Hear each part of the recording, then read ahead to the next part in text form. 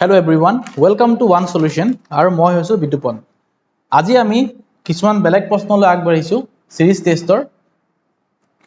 কালি আমি 6টা মান কোৱেশ্চন কৰিছিলো আৰু আপোনালোকে হোমৱৰ্ক দিছিলো। আশা কৰো আপোনালোকে হোমৱৰ্কটো কৰিলে। মই কিন্তু কমেন্ট সেকশনত বিশেষটা কমেন্ট একো পোৱা নাই আপোনালোকৰ ফালৰ পৰা। হলো ভাবি লৈছো যে আপোনালোকে কৰিছে বুলি। যি কি নহওক আজিৰ প্ৰথম প্ৰশ্নটো আগবাঢ়িছো। প্ৰশ্নটো হৈছে series to dia ase 2 9 28 and then blank yat ki hobo ami hetu number likhibo lage aru options bur dia ase 75 65 option B option C 55 aru option D hoise 60 eti ami uliabo lage je khali thait yar bitor kuntu সংখ্যা hobo so etu prosto ami kenai korim sabo etia yat যদি আমি গ্যাপবোৰ চাও 2 9 28 আৰু তাৰ পিছত সংখ্যাটা উলিয়াব লাগে এই গ্যাপবোৰ কিন্তু সমান নহয় 2 পৰা 9 হলে +7 হয় 9 ৰ পৰা 28 যাব কাৰণে +19 হ'ব গ্যাপটো যেটো ইকুৱেল নহয় আৰু তাৰ পিছত আৰু এটা সংখ্যাও নাই যেটা গ্যাপবোৰ আকৌ সমানে আগবাঢ়িছে নে চাব কাৰণেও দিগদাৰ হ'ব নহয় জানো তেই আমি গ্যাপটো নুলিয়াও ইয়াটা বেলেগ এটা উপায় উলম সেই উপায়টোৰে এই কোৱেশ্চনটো সলভ কৰিব পাৰিম উপায়টো হৈছে কি 2 অৰ্থাৎ 2 প্ৰথম অপচনটো প্ৰথম সংখ্যাটো আমি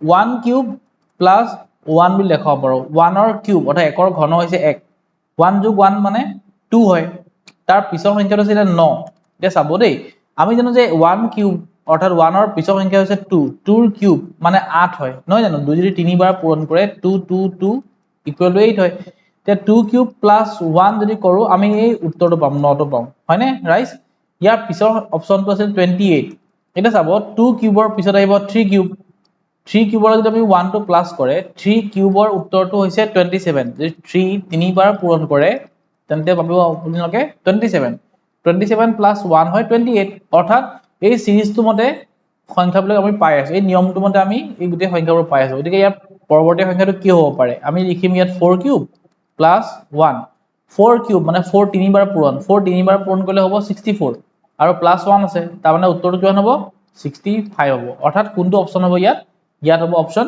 বি ঠিক আছে গাইস আহক নেক্সট কোৱেশ্চনটো লৈ কোৱেশ্চন নম্বৰ 9 2 12 36 gap options আছে 80 76 78 84 ইয়াত কি হ'ব এতিয়া সিৰিজটো এবাৰ লিখি লওঁ 2 12 36 আমি ভালদৰে গম পাইছো এতিয়া লাগে যে ইহঁতৰ গ্যাপবোৰ ইয়াতো সমান নহয় 2 ৰ পৰা 12 যাব কাৰণে 12 যাব কাৰণে 10 প্লাস কৰিব লাগিব 12 ৰ পৰা 36 যাব কাৰণে আমি 24 প্লাস কৰিব লাগিব নহয় জানো তাৰমানে গ্যাপটো সমান নহয় গতিকে আমি ইয়াত গ্যাপ বা পাৰ্থক্যৰ কনসেপ্টটো লৈ আমি এই কোৱেশ্চনটো সলভ কৰিব নোৱাৰো তে ইয়াতো এটা বেলেগ উপায় কৰিব লাগিব কেনেকৈ হ'ব আমি 1 ৰ কিউব অৰ্থাৎ 1 ৰ ঘন আৰু 1 ৰ স্কয়াৰ অৰ্থাৎ 1 ৰ বৰ্গ যদি আমি যোগ কৰো তেন্তে পাম 2 একে ধৰণৰ নিয়ম আমি পৰৱৰ্তী সংখ্যাটো উলিয়াম 2 ৰ কিউব প্লাস 2 ৰ স্কয়াৰ 2 ৰ কিউব 2 তিনি বাৰ পূৰণ কৰে আপুনি পাব 8 আৰু 2 যদি দুবাৰ পূৰণ কৰিলে আপুনি পাব 4 4 8 plus 4 মানে আপুনি 12 পাব তাৰ মানে সিৰিজত থকা সেকেন্ড সংখ্যাটো হয়নে হয় তাৰ মানে আমি এতিয়ালৈকে ঠিকে গৈ আছো তেন্তে ইয়াৰ পিছৰ সংখ্যাটো কেনেকৈ আমি এক্সপ্ৰেছ কৰিম আমি লিখিম 3 ৰ কিউব যোগ 3 ৰ স্কয়াৰ 3 ৰ কিউব মানে আছে 27 আৰু 3 ৰ স্কয়াৰ 9 তাৰ মানে পাম আমি 36 যেটো সংখ্যাত আছে সিৰিজত আছে মানে গাইস তা আমি এতিয়া আমি কনফাৰ্ম হলো যে আমি যেটো কৰি আছো হেতুৱে শুদ্ধ হয় তেন্তে ইয়াৰ পিছৰ সংখ্যাটো কেনেকৈ উলিয়াম আমি কৰিম 4 ৰ কিউব লগতে 4 ৰ স্কয়াৰ 4 তিনিবাৰ পূৰণ কৰিলে আপুনি পাব 64 4 দুবাৰ পূৰণ কৰিলে আপুনি পাব 16 64 plus 16 equal to 80 অৰ্থাৎ অপচন হ'ব A আহক next কোৱেশ্চনটো question number 10 0 4 18 blank options আছে 46 48 50 D 52 এতিয়া ইয়াতো আমি এবাৰ সিৰিজটো লিখি লওঁ 0 4 18 আৰু ভালকে গম পাইছো যে ইয়াতো গ্যাপটো সমান নহয় তেনে গ্যাপ আমি ইয়াত ইউজ নকৰো আমি বেলেগ কনসেপ্ট লৈ আগবাঢ়িম ইয়া আগৰ প্ৰশ্নৰ যেনেকৈ আমি কিউবৰ লগত স্কয়াৰ প্লাস কৰিছিলো ইয়াত আমি একে ধৰণৰ কৰিম কিন্তু অলপমান বেলেগ হ'ব ইয়াত আমি বিয়োগ কৰিব লাগিব ইয়াত আমি সাবট্ৰেক্ট কৰিব লাগিব আমি যদি 1 ৰ কিউব আৰু 1 ৰ স্কয়াৰ অৰ্থাৎ 1 ৰ কিউব হয় 1 আৰু 1 ৰ স্কয়াৰ হয় 1 যদি আমি দুটাকে সাবট্ৰেক্ট কৰো মাইনাস কৰো তেন্তে আমি উত্তৰটো কি পাম 0 0 একে ধৰণৰ সেকেন্ড নম্বৰটোৰ কাৰণে 2 কিউব minus 2 স্কয়াৰ যদি কৰো 2 কিউব মানে হৈছে 8 2 স্কয়াৰ মানে হৈছে 4 8 minus 4 মানে হ'ব আপোনাৰ 4 মিলি আছে নে সিৰিজৰ সংখ্যাটো নিশ্চয় মিলি আছে next 3 cube minus 3 square 3 cube মানে হৈছে 27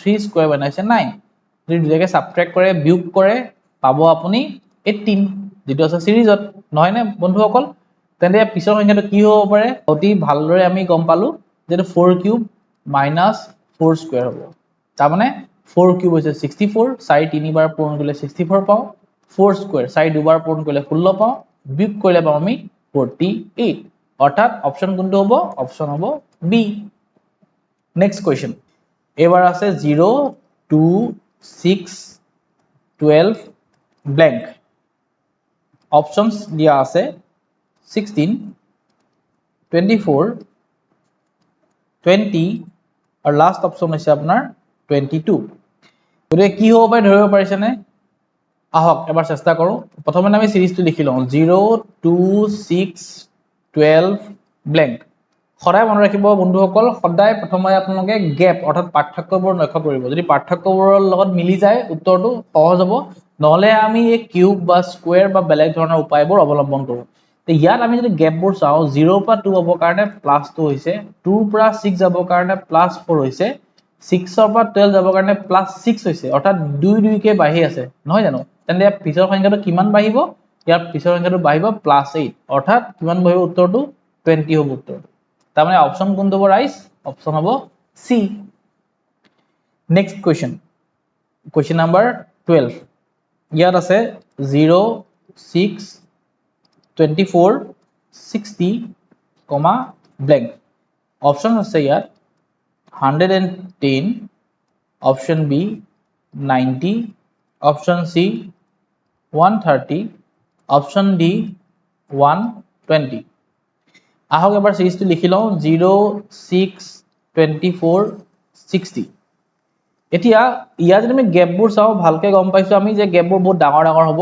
আৰু নিমিলিব গতিকে আমি গ্যাপটো ইউজ কৰিব নোৱাৰো তে ইয়াত আমি যদি গ্যাপ ইউজ কৰিব নোৱাৰো সদায় আপুনি আহিব স্কয়াৰ লৈ আৰু কিউবলৈ এতিয়া প্ৰথম সংখ্যাটো 0 আমি ইয়াৰ অলপ আগতে এটা কোৱেশ্চন কৰিছিলো মনত আছে না ৰাইজ সেই ধৰণে আমি যদি অৱলম্বন কৰো তেন্তে আমি চাব 1 ৰ কিউব মাইনাস যদি 1 ৰ স্কয়াৰ কৰে তেন্তে আপুনি 0টো পাই আছে ঠিকে আছে কিন্তু একে ধৰণৰ নিয়মত পিছৰ সংখ্যাটো অৰ্থাৎ 2 কিউব মাইনাস 2 স্কয়াৰ কৰি যদি আপোনালোকে কৰে 8 - 4 মানে 6 কেতিয়াও নোলায় নহয় নে তেন্তে আপুনি ইয়াত হোল স্কয়াৰ আৰু হোল কিউব দুটা ইউজ কৰিব নোৱাৰিব কি হ'ব পাৰে আমি জানো যে 1 আৰু 1 ইনো বিয়োগ কৰিলে 0 হয় গতিকে আমি সেকেন্ডটো যদি 1 কিউব মাইনাস 1 লিখো তেন্তে আমি সেই নিয়ম যদি কৰিব যাও তে পিছৰ সংখ্যাটো 2 কিউব মাইনাস 2 কৰি চালে 8 - 2 অৰ্থাৎ 6 পাই যাও যেটো আমাৰ সিৰিজত আছে একে ধৰণৰ নিয়ম যদি আমি আকৌ এবাৰ ট্ৰাই কৰি চাও কনফাৰ্ম হ'ব কাৰণে পিছৰ সংখ্যাটো তেন্তে আমি লিখিম ইয়াত 3 কিউব মাইনাস 3 কাৰণ গ্ৰেজুৱেলি অৰ্থাৎ ইয়াত সংখ্যাটো বাঢ়ি আছে ক্ৰমান্বয়ে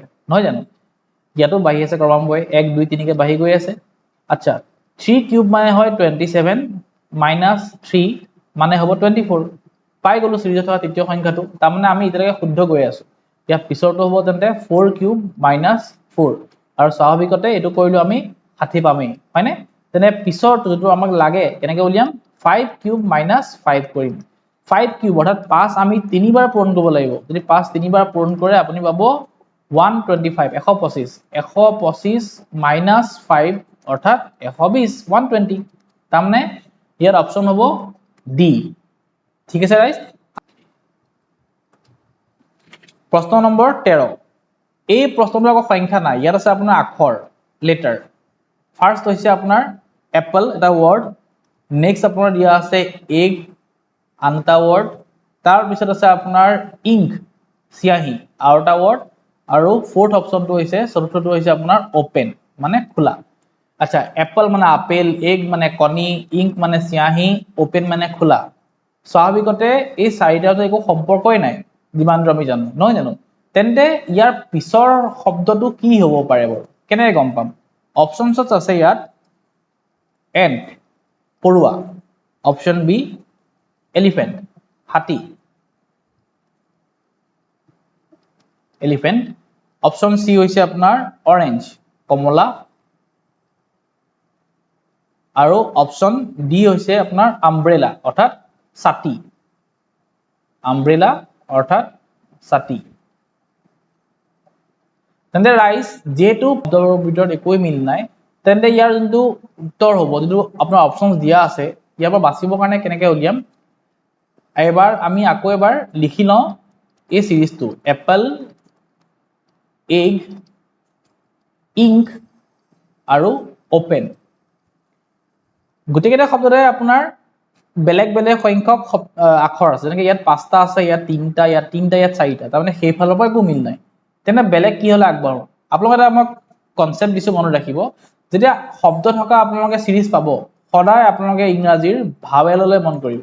ভাৱেল আমি জানো যে there are 5 vowels, 5টা ভাৱেল আছে ইংৰাজী, এ, ই, আই, ও আৰু ইউ, নহয় জানো? এই 5টা ভাৱেলক মানে কেন্দ্ৰ কৰিয়ে এই সিৰিজৰ কোৱেশ্চনবোৰ বেছিকৈ সোধা হয়। আহকচোন এই ভাৱেলটো ইউজ কৰি আমি ইয়াত উত্তৰটো উলিয়াব পাৰো নেকি বাৰু?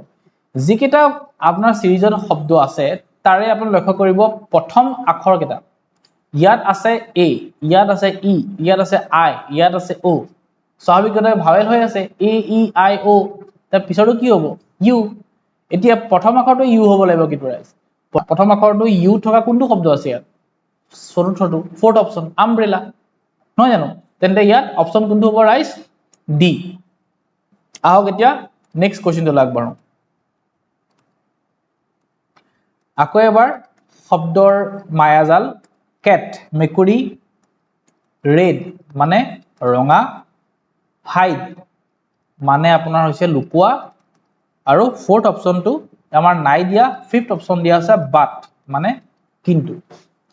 তে ইয়াত আমি এতিয়া কোনটো উত্তৰ হ'ব বাছি উলিয়াব লাগে। প্ৰথমে অপশনছ কেইটা চাই লওঁ, নহয় জানো? অপশনছ কেইটা প্ৰথম আছে অভেল, অভেল মানে এক প্ৰকাৰৰ আপোনাৰ শেপ হয়, যেনেকৈ আমাৰ কণিকটো অভেল শেপৰ হয়, ডিমটো। তাৰপিছত আপোনাৰ অপশন বি আছে প্ৰডাক্ট মানে সামগ্ৰী, মেথছত ক'ব গ'লে পূৰণ ফলো হয়। সি মানে সাউন্ড অপশন আছে আপোনাৰ, সিৰ অপশন আছে সাউন্ড শব্দ, আৰু অপশন ডি হৈছে অৰেঞ্জ কমলা। আহক এবাৰ লক্ষ্য কৰো যে কেনেকৈ উত্তৰ উলিয়াম। যদি আমি ভাৱেল প্ৰতি লক্ষ্য ৰাখো আকৌ এবাৰ, তেন্তে ইয়াত প্ৰথম আখৰ ভাৱেল নহয়, নহয় জানো? চি, আৰ এইবোৰতো ভাৱেল নহয়, কিন্তু দ্বিতীয় কেইটা মই ভাৱেল যেন দেখা পাইছো, এ, ই, আই, এ, ই, আই ক্ৰমান্বয়ে আগবাঢ়িছে, এ, ই, আইৰ পিছত ও আহে, তাৰমানে ইয়াৰ যিটো শব্দ হ'ব তাৰ ছেকেণ্ড আখৰটো, দ্বিতীয় আখৰটো আপোনাৰ এটা ভাৱেল হ'ব লাগিব, আৰু ভাৱেল কোনটো ভাৱেল? ও হ'ব লাগিব, নহয় জানো? বিকজ ইয়াৰ পৰৱৰ্তী শব্দটোতো ছেকেণ্ড আখৰ ইউ আছে, ভাৱেলে আছে। আচ্ছা, দ্বিতীয় আখৰটো ও কোনটো শব্দত আছে বাৰু? অভেলতটো প্ৰথমতে ও আছে, নহ'ব। প্ৰডাক্টত তৃতীয়ত ও আছে, নহ'ব। সাউন্ডত দ্বিতীয়তে ও আছে, সাউন্ড হ'ব পাৰে। আৰু চতুৰ্থটো অৰেঞ্জ, ইয়াত প্ৰথম আখৰটোৱে ও, গতিকে এইটো নহ'ব। গতিকে আমি সঠিক উত্তৰটো পাই গলো। সঠিক উত্তৰটো কি হ'ব ৰাইজ? সঠিক উত্তৰটো হ'ব সাউন্ড, বিকজ সাউন্ডৰ ছেকেণ্ড আখৰটোত আছে এটা ভাৱেল ও, যিটো আমাক লাগে, নহয় জানো? আহক এতিয়া নেক্সট কুৱেশ্যনটো আগবাঢ়ো। কুৱেশ্যন 15, এইবাৰ শব্দ কেইটা আছে দেশৰ ওপৰত, আমেৰিকা, ইংলেণ্ড, ইণ্ডিয়া আৰু আছে ওমান। ইয়াৰ পিছৰ দেশখন কি আমি উলিয়াব লাগে। এতিয়া চাব, এই দেশবোৰৰ যে কিন্তু সাদৃশ্য আছে, আমেৰিকা, ইংলেণ্ড, ইণ্ডিয়া, ওমান, একো ধৰণৰ সাদৃশ্য নাই। গতিকে অপশনছবোৰ আগতে চাই লওঁ, জাপান, দ্বিতীয়টো হৈছে বাংলাদেশ,